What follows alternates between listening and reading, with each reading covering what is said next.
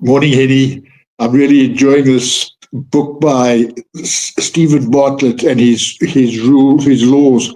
And today we're looking at Law 23, which says, "Don't be an ostrich."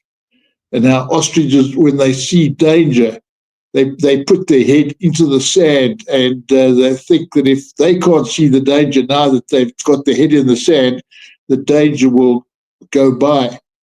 But so often we are like that. We have warning signs out there. We can see these things, and we wind up just ignoring them. I don't know how you thought about it and its impact on intentional living.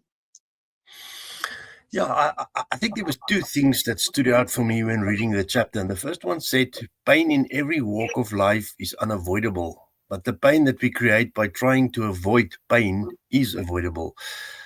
And that makes sense to me.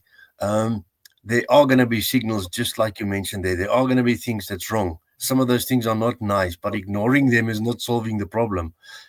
There's a quote about, it's not toward the outside the ship that's the problem, but toward the inside the ship. And I think that's what's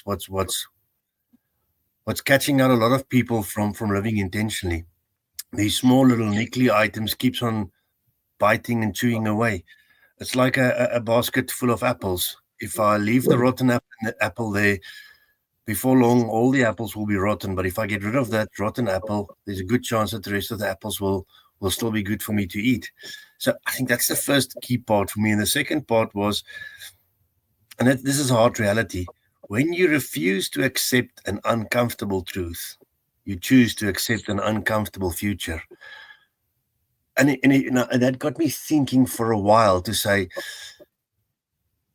if I am not happy to make changes right now, it basically means that I'm happy to not have an intentional life going forward, because ignoring those things will distract me, will not allow me to live with intention. I love that. I love that last statement. And I think we can almost sum this up with a simple challenge to our listeners. What truths are you choosing to believe?